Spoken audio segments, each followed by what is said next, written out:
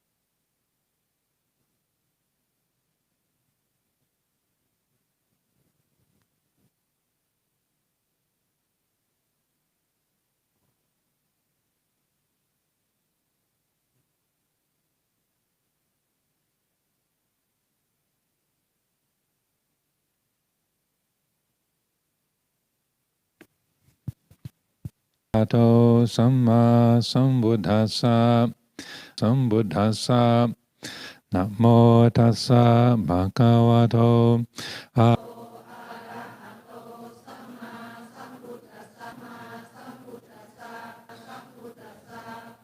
Buddhang Saranang Sanghang Saranang Gacchami Dutiyampi Dhammang Saranang Gacchami Dutiyampi Sanghang Saranang Gacchami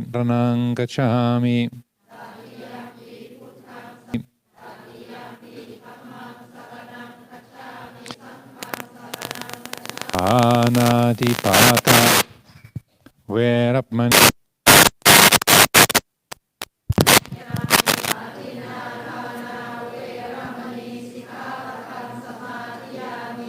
Kame Sumichachara Verapmani Sikha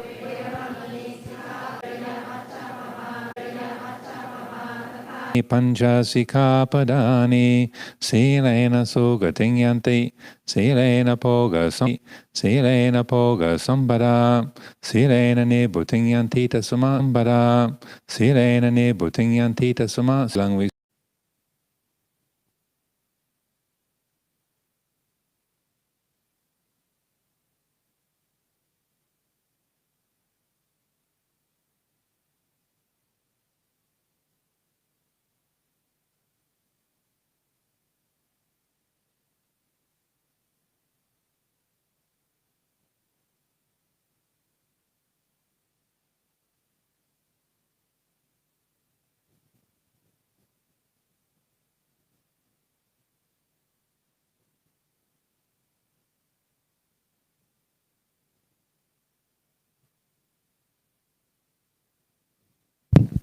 Well, people are just preparing those dedications and such like, just to let the people know who've just come this afternoon.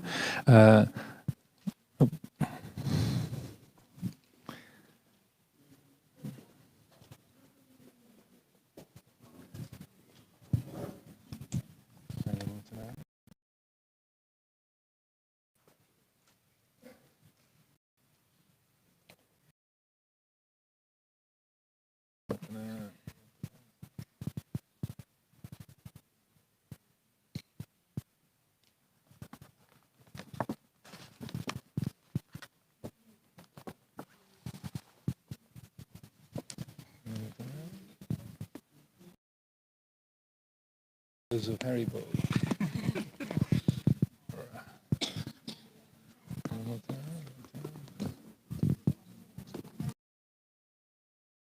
So for those of you who were maybe not here this morning, just to let you know that at 2 o'clock, Tancho Kun Prom Fajirian, otherwise known last year, young Jasmine, so her birthday was on the 19th, and also blessings for Nicholas Farrow, her younger brother, whose birthday is on the 13th of May. Also like to dedicate blessings for Linda Tavara Dunan, who's a very dear old friend of the Sangha, one of the mothers of the Amaravati family camp from many years back. She's very seriously ill in hospital at the moment with cancer that's spread from her liver to her lungs and her spine. And so she is got a loving family around her, but she was very appreciative of our blessings today. Also, Adana is being offered today with the wish, may the merits we gain by carrying out the offerings today on the Visākha Puja be rejoiced in by all our relatives: Ramani, Anura, Julie, Chris, Erandi, Chantal, Anjana, Grandma Malini, Grandma Maureen, and everyone in the family. Din be well, healthy, and happy. Also, blessings are dedicated for Mrs. Kyo.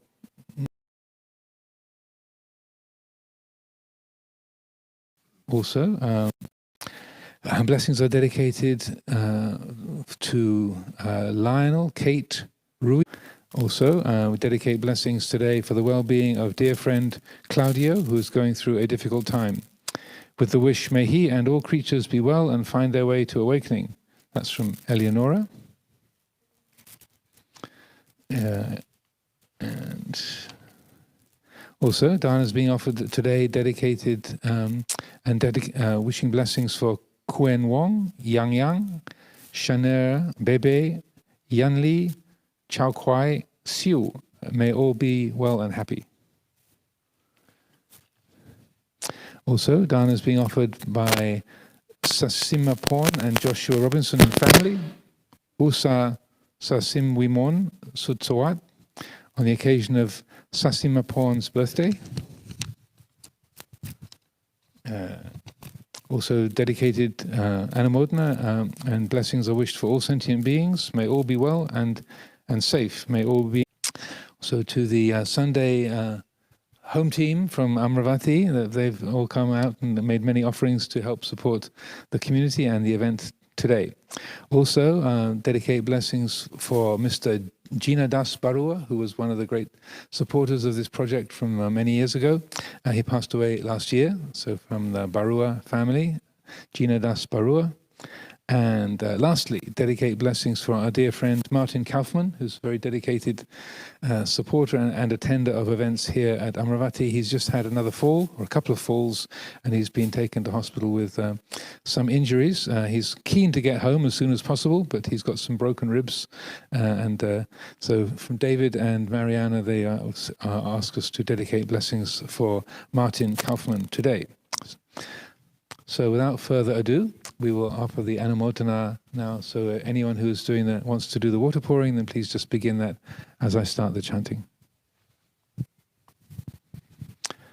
Yatha varevaha pura paripurandi sakarang evamewa hitorinang petanang uppakavati Ichitang patitang tumhang kippameva samichatu sabe parantu sankappa chando panraso yata manicho teraso yata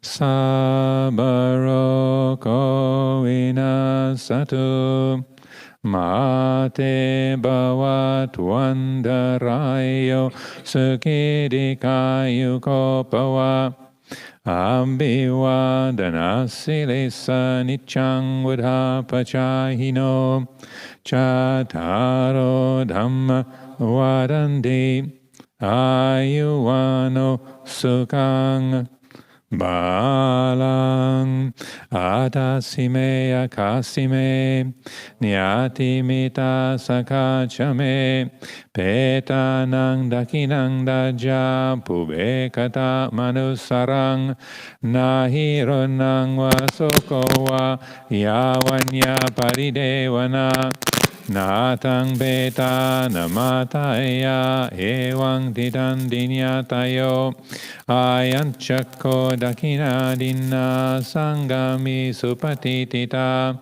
dikaratang hitayasa tanaso upakapati sonyati dhammo chahayang nidasito petana puja chakata ulaka Balancha bhikkhunam anuparinang tumhe punyang vasutang anapakandi pavatu sabba mangalang rakantu sabba devata sabba buddhanubhavena sada soti bhavantu te pavatu sabba mangalang rakantu sabba devata Sabba Dhamma Nupavena Sada Soti Bhavantu Te Bhavatu Sabba Mangalang Rakantu Sabba Devata Sabba Sangha Nupavena Sada Soti Bhavantu Te.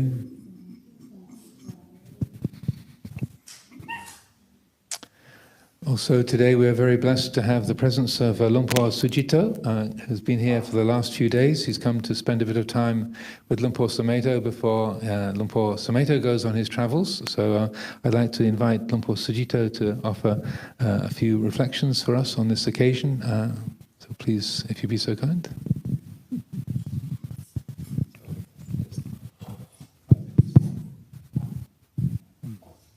So, welcome everyone. I hear this is the first big event, Dhamma for a long while, and so it's quite a happy gathering. And it's beautiful to see we've all taken the precepts today.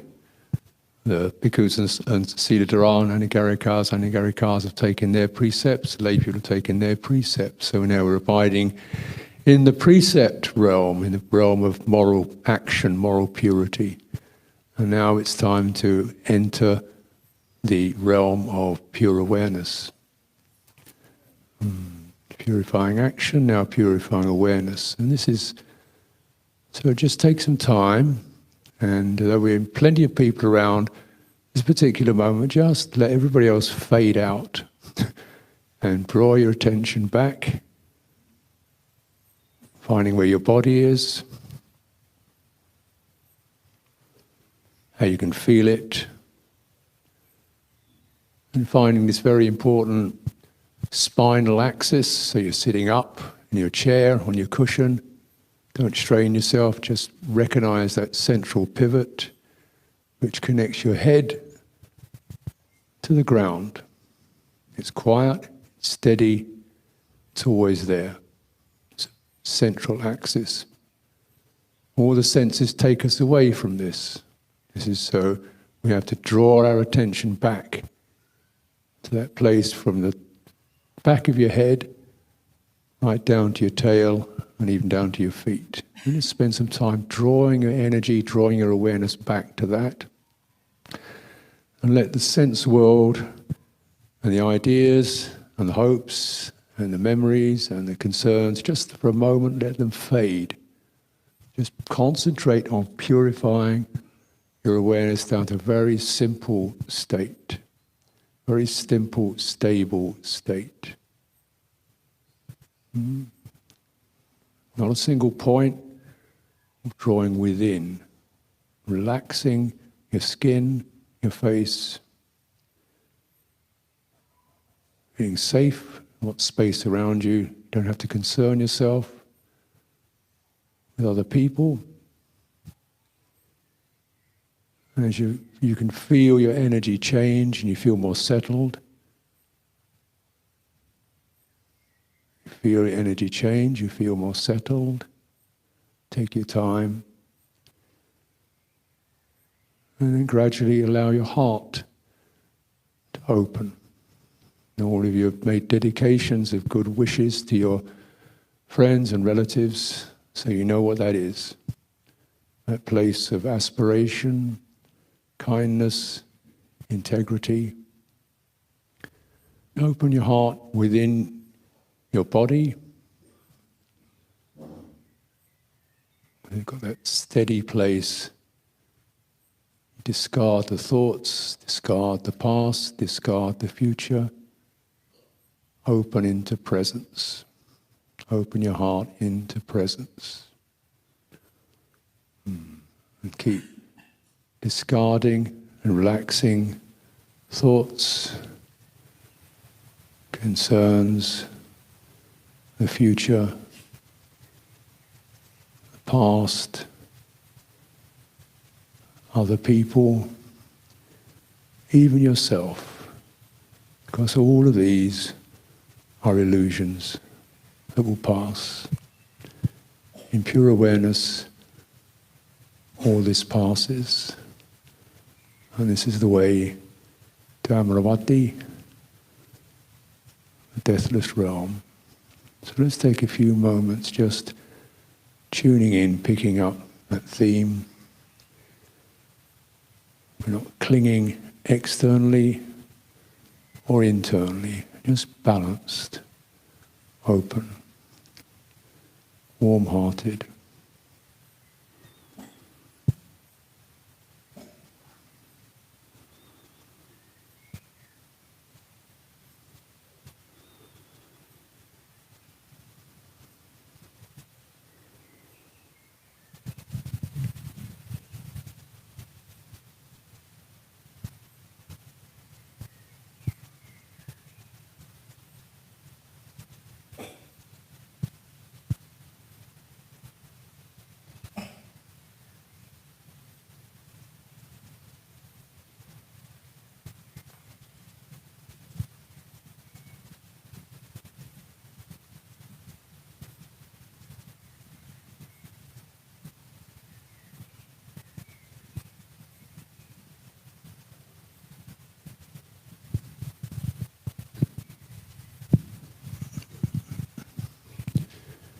Find it difficult, just see if you can feel the simple rhythm of your breathing.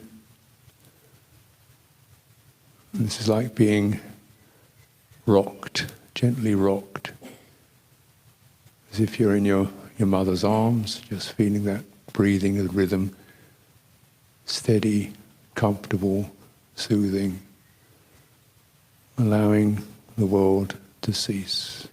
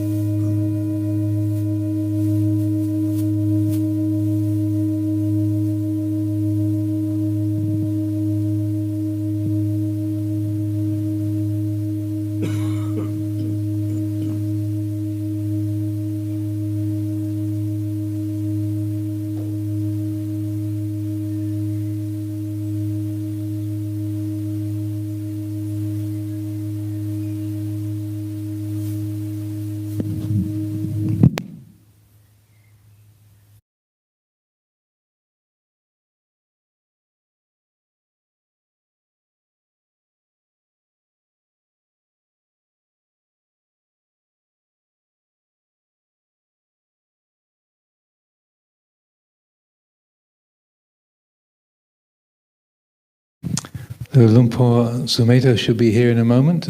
We had a few technical issues with transferring the sound and the video to the sala, the old sala. That's now been resolved, I'm told, by our tech team, so that the Dhamma talk and to be seen and heard is now available in the old sala as well as the temple. So those of you who gave up on the sala connection, then please go and try that again. And but those of you who are settled here in the temple, please make yourselves comfortable. Lumpur is just arriving, so please, when he comes, we will be paying our respects to him.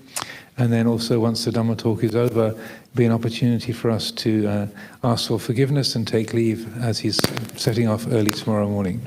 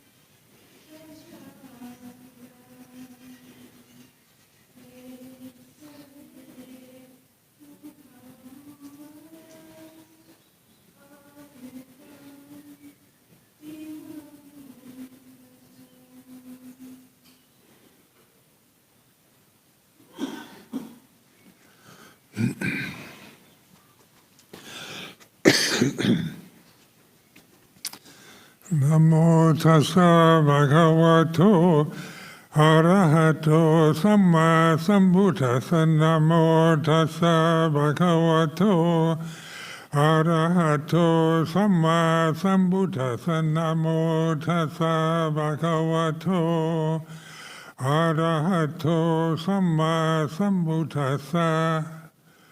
Bhutang dhammang sanghang namasami.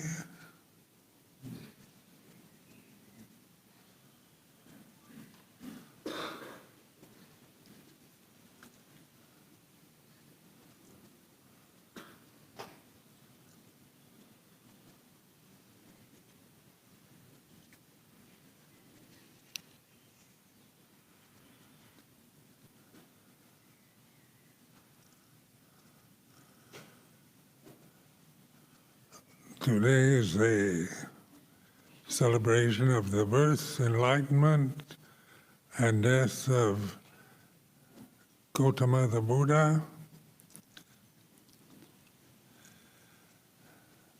And so this is, it's good to see so many people come after several years of lockdown and quarantine and all the COVID pandemic problems, when we had to close the monastery. And so now it's pandemics come and go, or they change.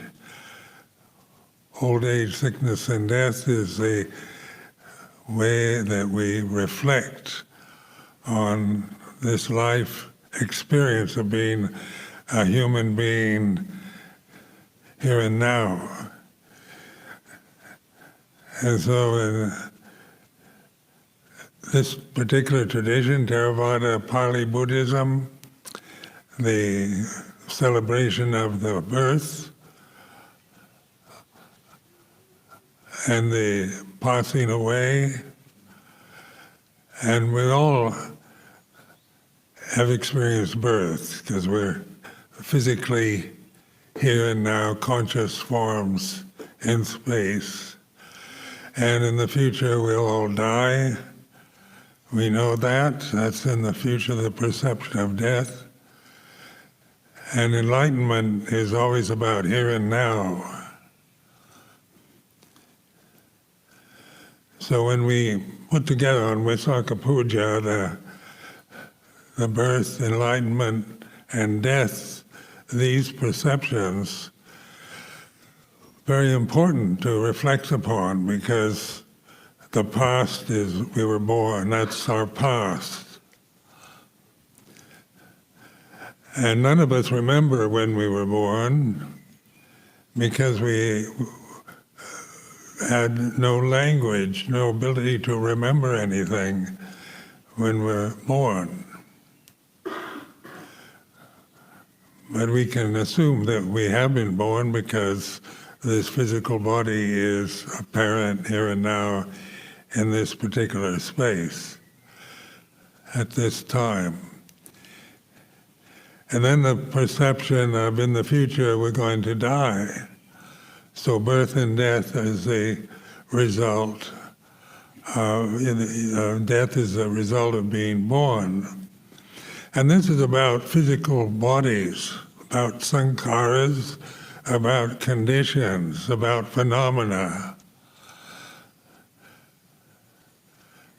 And so the ignorance that the Buddha pointed to break through the ignorant assumption that we are the actual physical body that was born in the past and will die in the future, is the reality of enlightenment, seeing through the illusions we create about ourselves and the world we live in.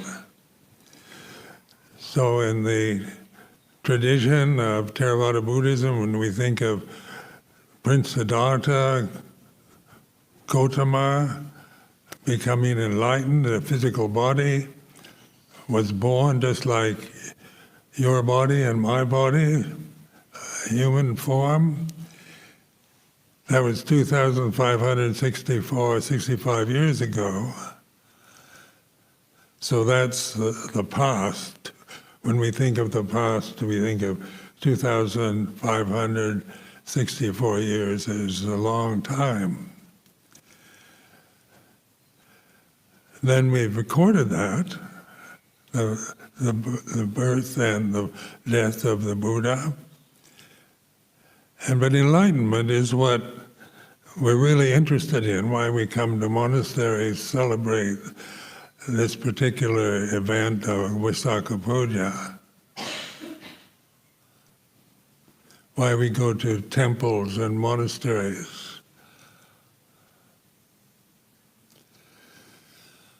So as long as we're identified with the birth of the physical body, as that's what our identity is, and then the future of this body is old age, sickness, and death.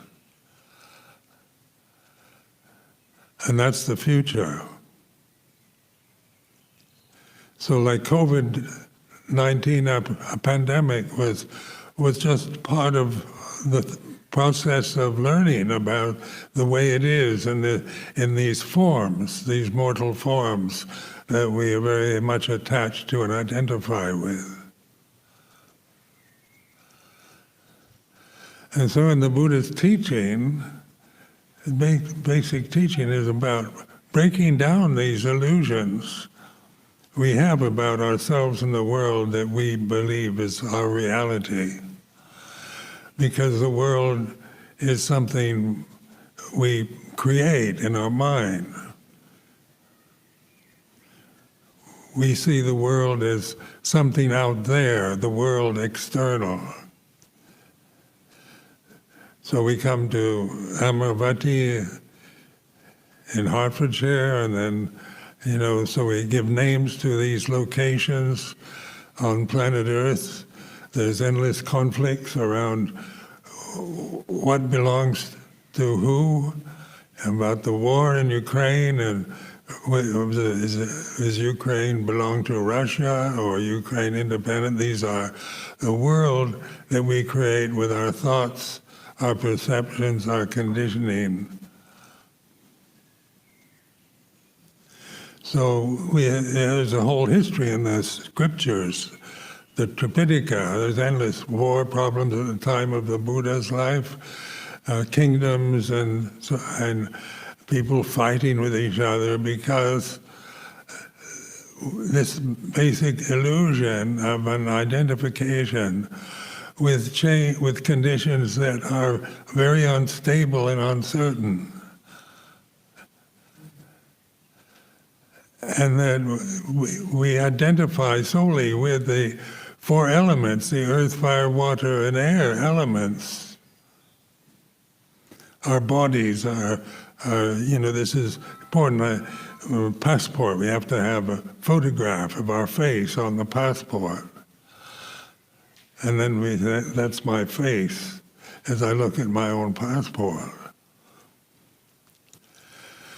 So on the conventional level, the convention of realities of life are, some are good, some are skillful, some are not very good, some are even terrible.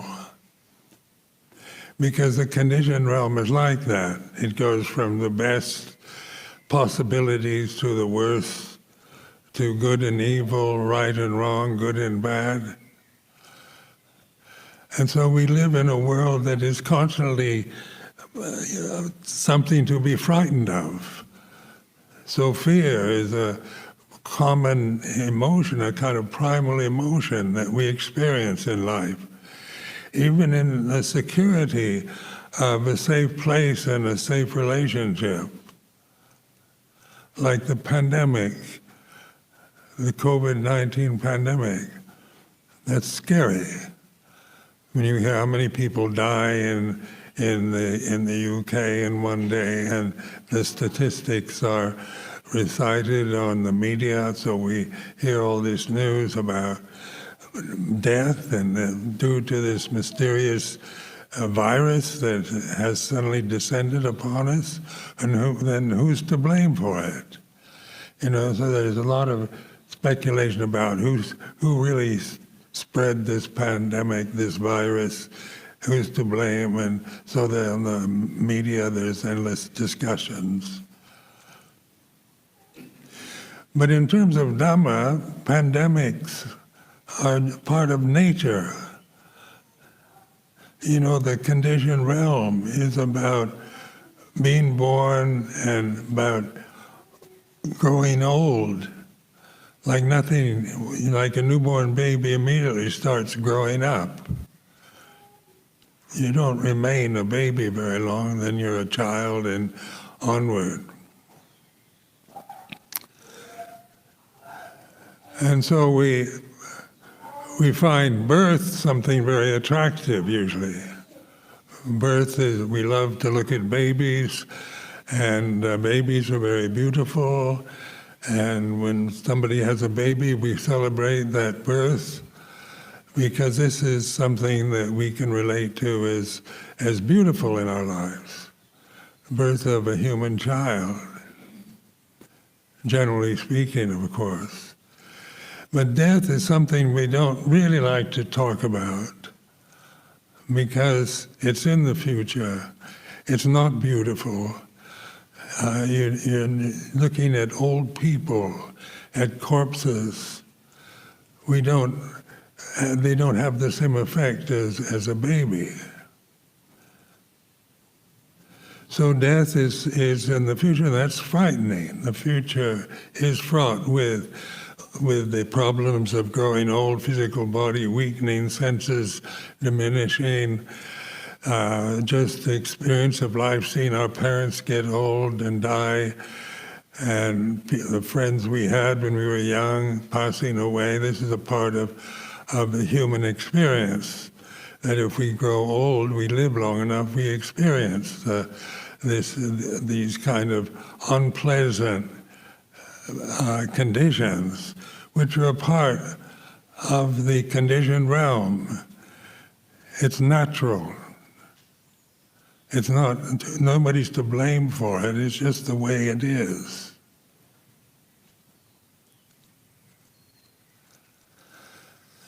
And so you hear on the radio and television various attempts by scientists and so on to extend lifespan, to stop the aging process, to get rid of disease. And, one feels, when I was young, we were hoping by this time, by this year 2022, that they'd have a cure for almost everything. That cancer would no longer be a problem for anybody, they'd find a cure for it, and all other diseases. And there was great optimism, because back in 1950, 2022 seemed, a very long time. By that time, modern science would solve all these problems with sickness and disease and the aging process. But this is not Dhamma, this is not the way it is. This is the way we think, and we create illusions about it in hopes that everything will die at a ripe old age in good health and in good appearance, without any pain, and die in a silent, peaceful state is a wish we all have when that moment in our life comes.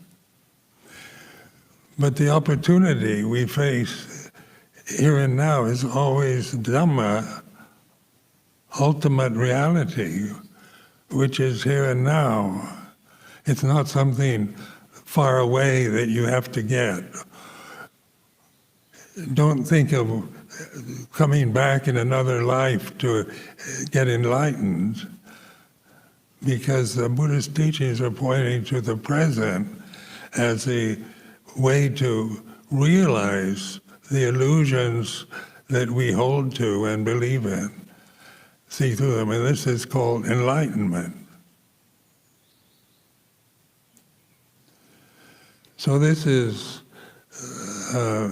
during my life as a Buddhist monk, I really devoted myself to investigating the Four Noble Truths. So most of what I talk about is from that kind of insights, from that very first sermon, the basic teaching of the Buddha as what was established in this tradition. So this is, enlightenment is here and now rather than in the future or in the next lifetime. We might think, I don't have enough accumulated merit in this lifetime to become enlightened. And so we create a sense of ourselves as a person, as a separate person, separate form in space. We believe that we are what our thoughts are, what our memories are. And that sense of, I don't have enough accumulated virtue to become enlightened in this lifetime, is what we call proliferation, conceptual proliferation. It's the way we think and what we believe in due to the basic illusions about ourselves being this mortal form. So Visākha Puja is a day to celebrate this teaching of the Buddha, the actual, in history, recorded history, in the Pali Sanskrit languages of ancient India, this particular teaching is about waking up to the way it is. Dhamma is apparent here and now, so it's not, so it's not something that we can imagine. Because imagination takes thought. You have to think about enlightenment as something that you don't have, that you've got to get. And so this basic sense of a separate self, who's flawed, has problems, who doesn't have enough virtues, who hasn't led a good enough life, who's not wise, these are all perceptions created after we're born through believing in this basic illusion that we're this limited form, this human form that was born, grows up, gets old, gets sick and dies.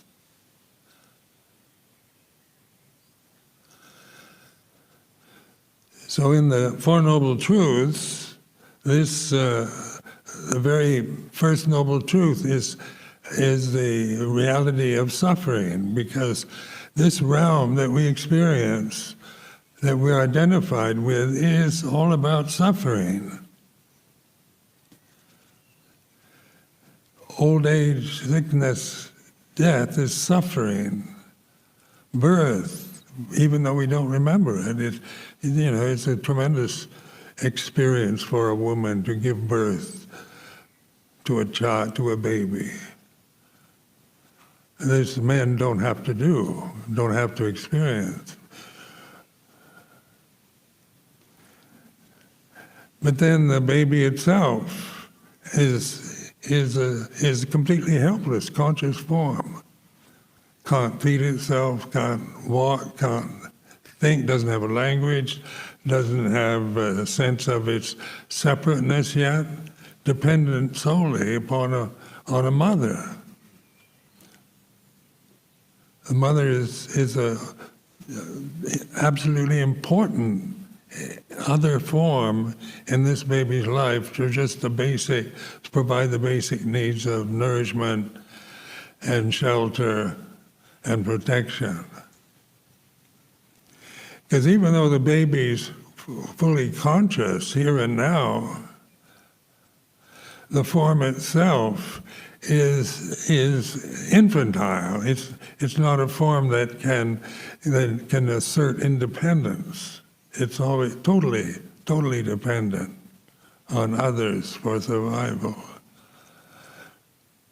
But the consciousness, the baby's consciousness, isn't dependent. So it has a kind of, due to the species, the mammalian species, the human form, we have a kind of protective. We know when we're hungry, when we're sleepy.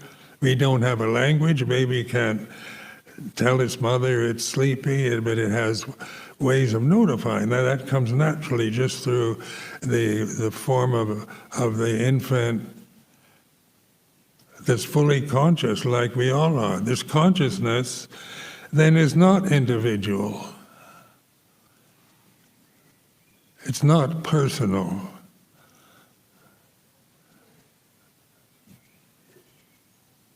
It's not a baby, but the form of a baby is just that limited form of a human child.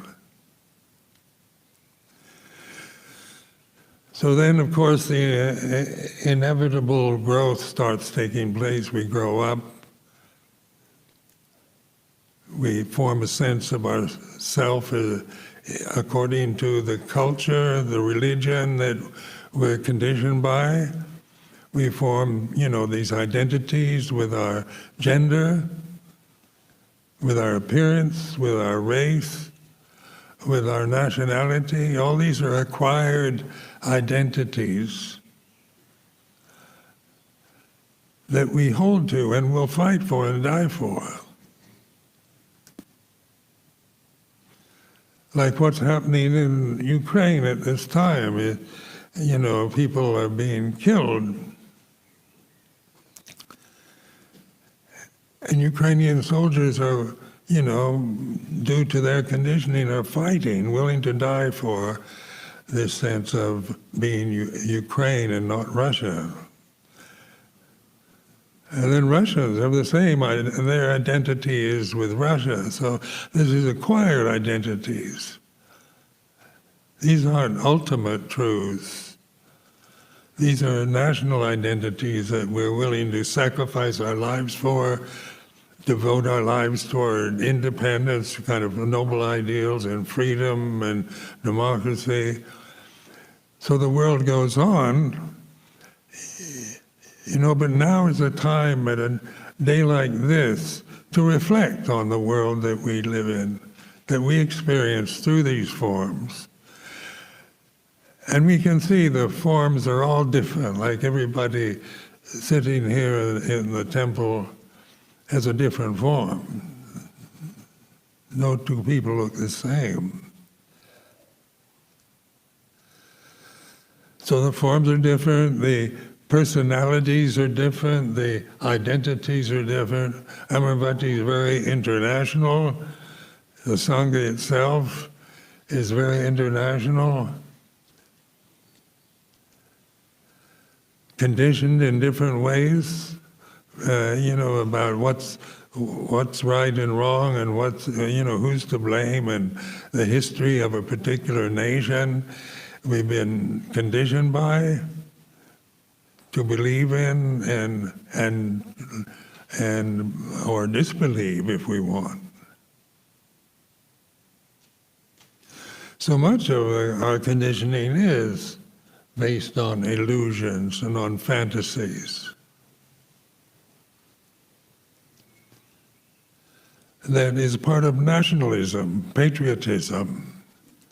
The great past, how we were great in the past, or great empire, or very powerful, or very civilized, and we can, being an American, as my basic conditioning, this was the illusions that Americans hold about who they are and the greatness and marvelous state of the world's most democratic superpower.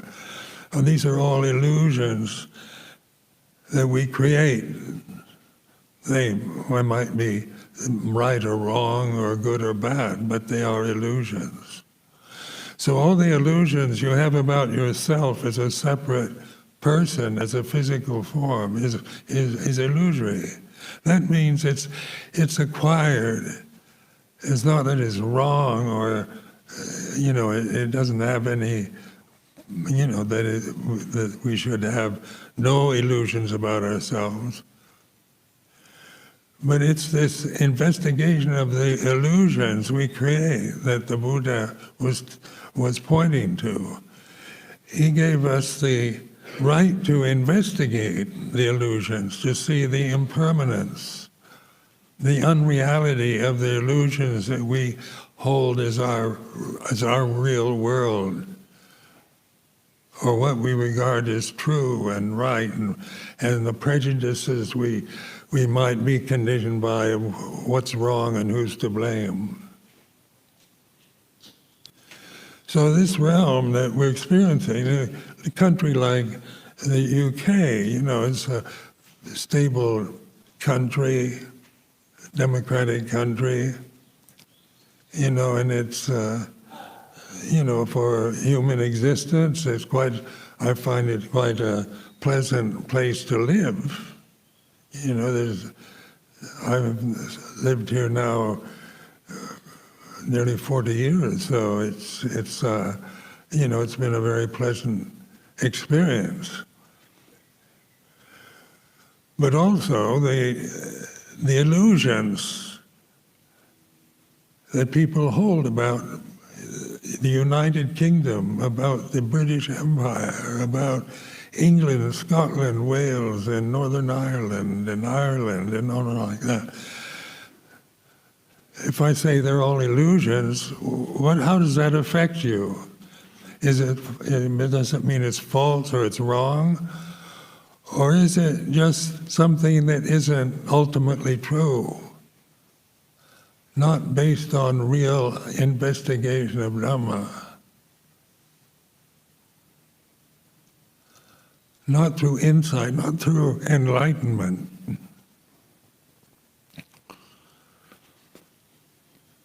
So I found this teaching of the Buddha, a brilliant gift to humanity,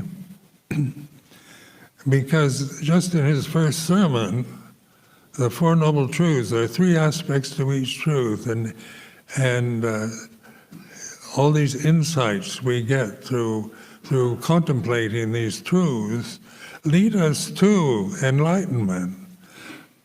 It's very clear and very simply presented in just this basic teaching, the first sermon of the Buddha.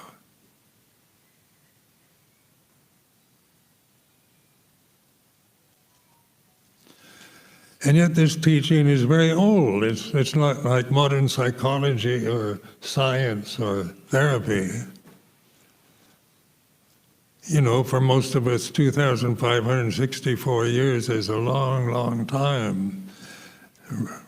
It's all antique, ancient, and we have the illusion that we've improved everything over the years, that with modern science, psychology, physics, all the wonders of modern science is an improvement. And in many ways it is, in terms of the conditioned realm, the material realm. Modern governments, basically democratic systems, are, improvement over old tribal forms of behavior or separate kingdoms that endlessly fought against each other. Feudalism or development of colonial empires, things like that.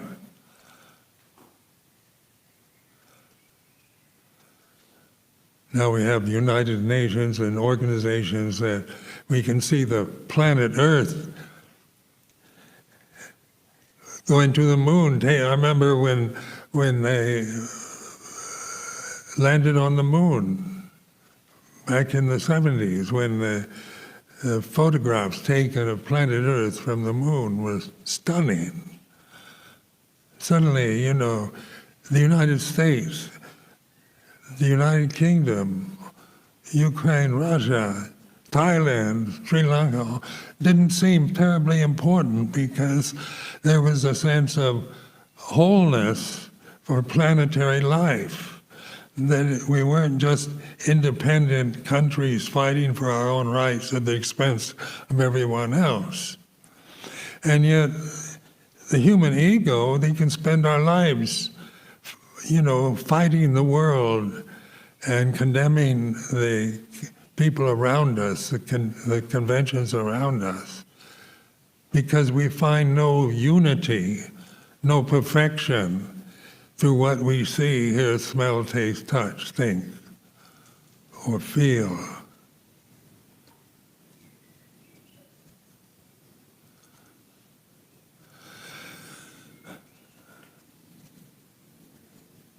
But in Dhamma, even the earth is an illusion, planetary, sun and moon, stars, solar system, Milky Way, all those distant, remote conditions that we can only vaguely see through our eyes. So then we have the word Dhamma,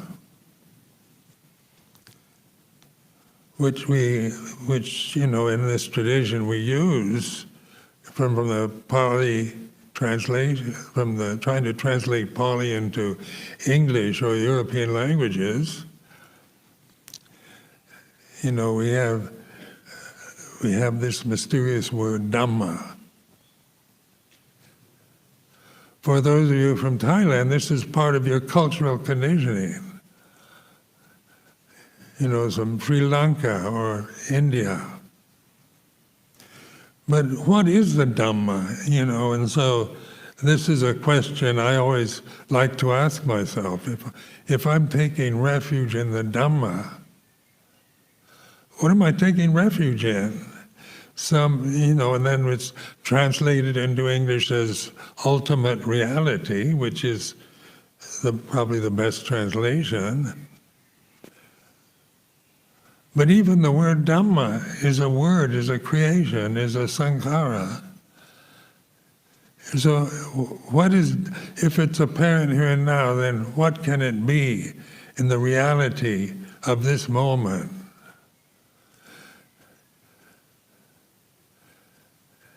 And so then we can imagine some kind of mystical force or energy in the universe, some kind of metaphysical reality that we can't really relate to, but we believe in.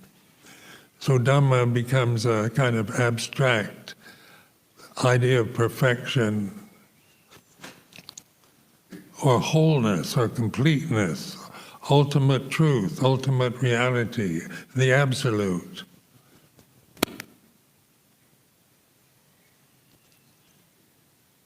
So these words like the absolute are oftentimes what we use to define the Pali word Dhamma.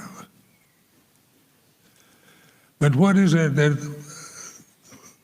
the ascetic Gautama realized on this day, full moon of May? And because certainly the human form, born into princely family in very fortunate conditions,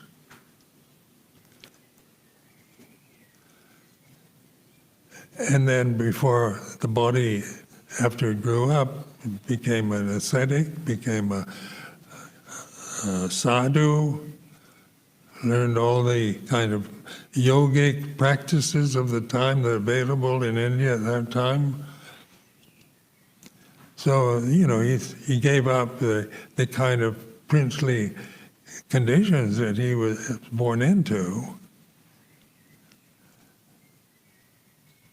to become an ascetic, a sadhu, one who gives up those kind of conditions, privileged conditions, the shaven head, the robes and that are a sign of this kind of traditional giving up the worldly conditions, and the pleasures of the sense world, not to use that as our main source of inspiration or seeking, but to investigate what is life all about, what is the meaning, what is the purpose, what happens after death.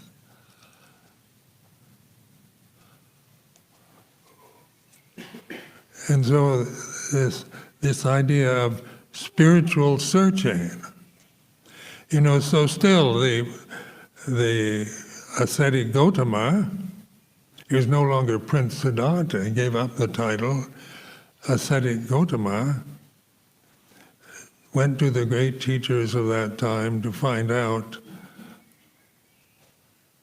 what is this all about, this life in this form. certainly the palace life with all its privileges and sensual pleasures,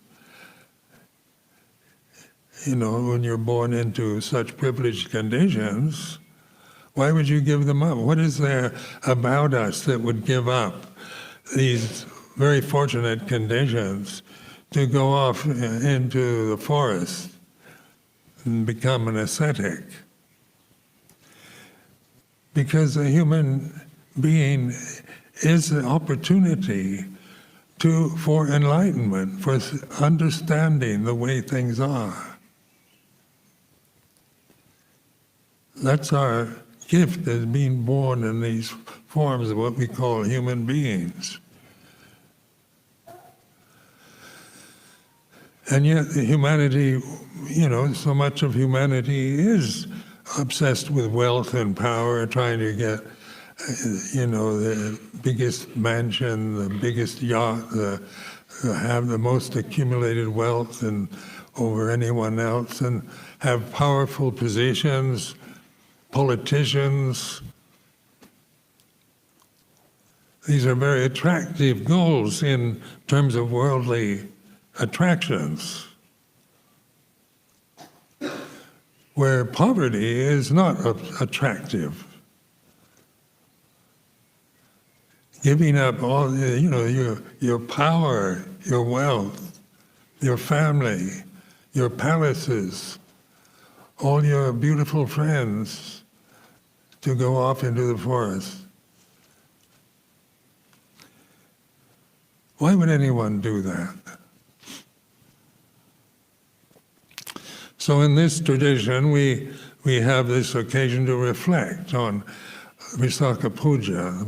The enlightenment is here and now.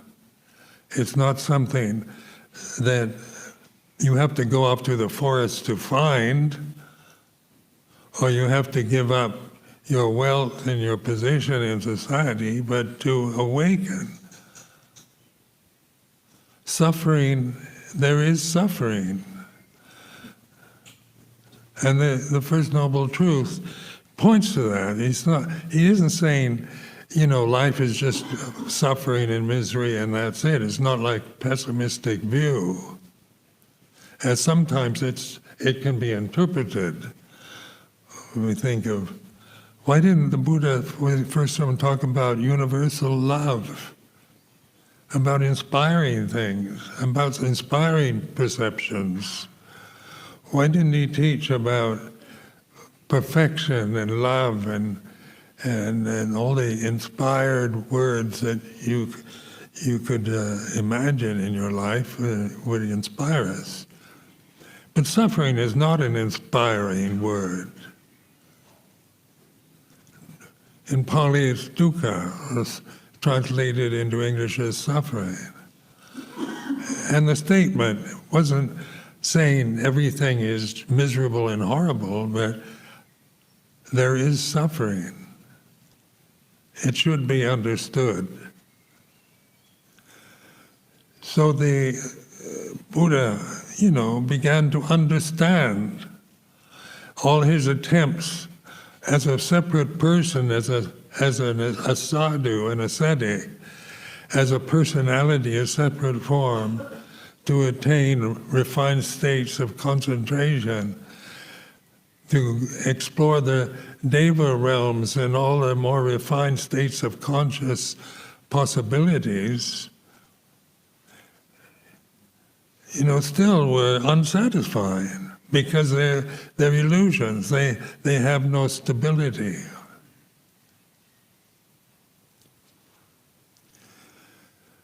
So then, seen through the illusions of a samana, of an ascetic, of a spiritual seeker, the idea of sitting under the Bodhi tree, a place of enlightenment, and just investigating, looking inward, not trying to refine anything or develop any special conditioned states that are very dependent on other conditions, but just pure aware, here and now, mindfulness to see the way things are. So the teaching is all conditions are impermanent. So in this simple teaching, this is what Dhamma is, to realize all conditions are impermanent. That's their very nature. Earth, fire, water, and air, impermanent. Space.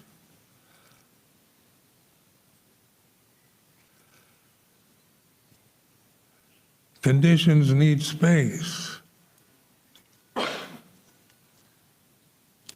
And what is aware of space and conditions is consciousness. So we tend to limit ourselves to consciousness through the senses. So we're aware of objects of sense. Looking at you, that's eye consciousness. So my vision at this age is not very good. So you're all a bit hazy. So even you in the front, I can't see your features. And where I used to have perfect vision when I was young, I could have been an airplane pilot, an astronaut, but they didn't have astronauts yet when I was young. So this was, and now, I wouldn't even ask for be an airplane pilot or an astronaut. So a Buddhist monk is something to appreciate. Being an old Buddhist monk at this time is a great privilege, because the Buddha's teaching is one that to me is absolutely brilliant, and which I have no doubts about. I've had this lifetime, a lifetime to investigate these Four Noble Truths. Not just think about them and analyze them, and it's not about analysis or there's only four, so it's quite simple. It's not a complicated list of things you have to know, even though Pali Buddhism can sound incredibly complicated. When you study Abhidhamma, that's an incredibly complicated list of all different possible conditioned states, because the conditioned states are endless. Trying to record them all the conditioned states that are possible for human beings, give them titles, list them in order, 1, 2, 3, ABC order. But Four Noble Truths is quite manageable. And the first two Noble Truths are about inquiring, investigation into the way it is. Suffering is like this. It's not about getting rid of suffering.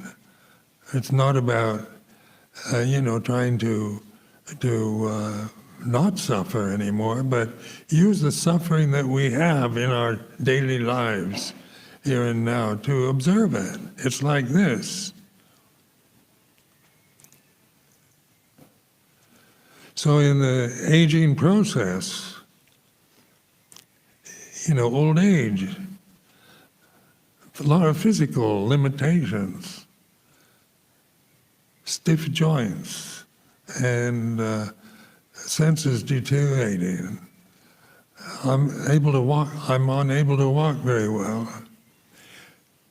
And if I identify with the form, this old body, and that's my reality, then old age is suffering. But in investigation of Dhamma, the realization that I'm not this physical body, this physical body is doing what it's supposed to do, get old. That's its destiny, that's its fate. And is that what I really am, an old body? When I was born, I was just an infant, a baby. Then I became a boy, and then a teenager, and then a youth, and then middle-aged, and on it goes. We have these different labels for different periods of a lifespan.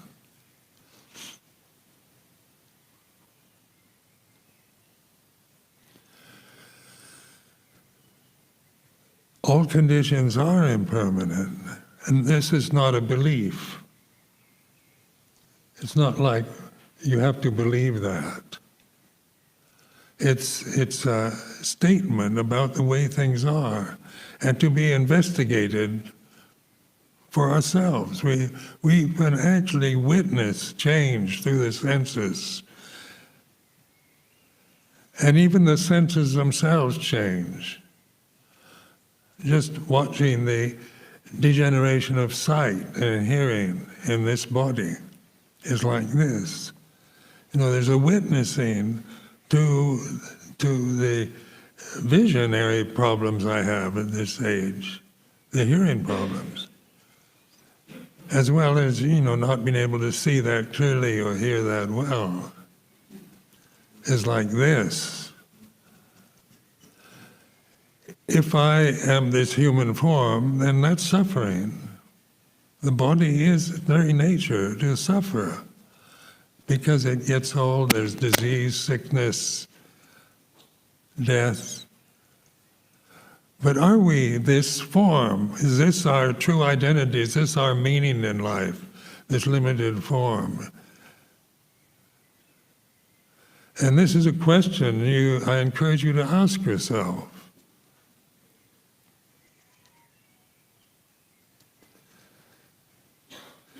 So what is aware of the aging process, the dim vision and the hearing problems? The hearing problems, they're dependent on the organ of the ear, the eyes for sight. And so that's degenerating. But the awareness of degeneration, what is it that's aware of fading vision and hearing? The aging of the body, of physical disabilities, of sickness, and so forth. What is aware of it? And that is conscious awareness. We call it mindfulness, so conscious awareness.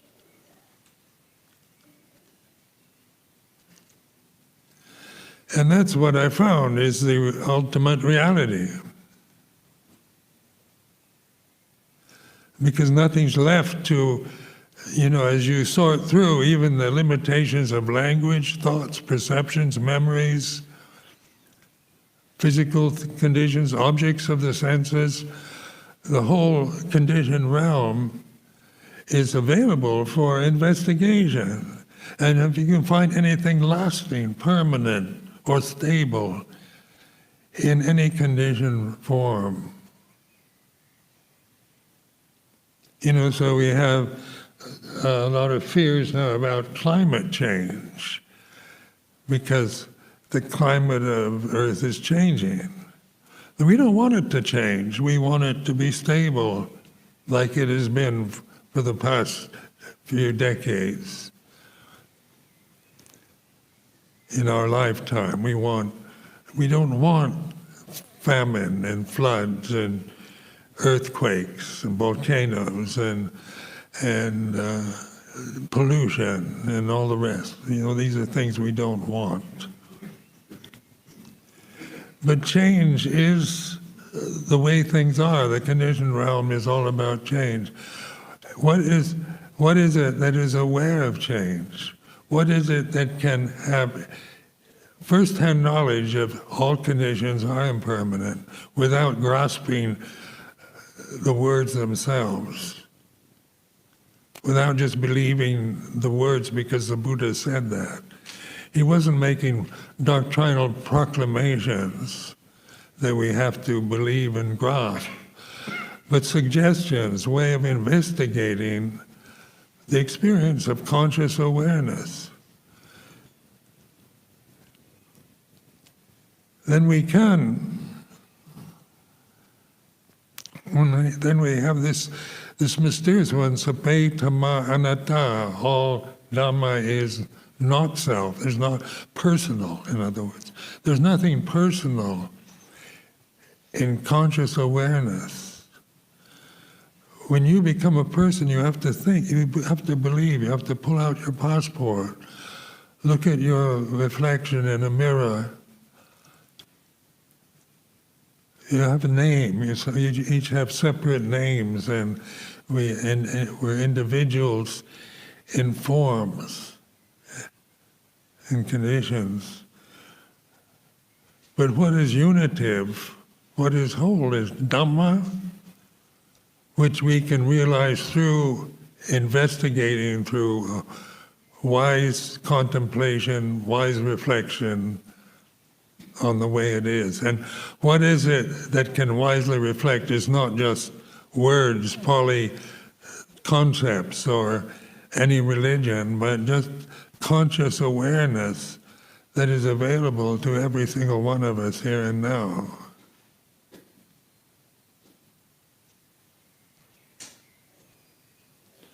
So death, the traditional Buddha, his body got old, got sick and died, just like these forms. So we celebrate what is important between the birth of the Buddha and the death of the body was the enlightenment. This is why we remember him, because of his basic teaching, his establishment of that teaching in a very clear way that's now universal, appreciated universally.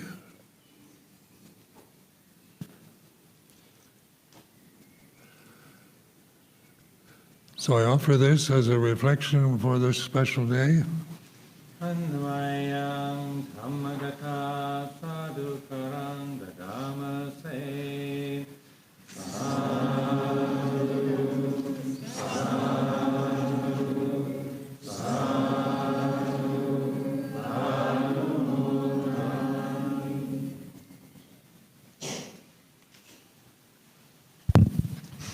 Paul, since you will be aiming to set off on your travels early tomorrow morning, and this is the last time that the resident community and so many of the lay community will be in your presence, we'd like to take the opportunity to ask for forgiveness and to take leave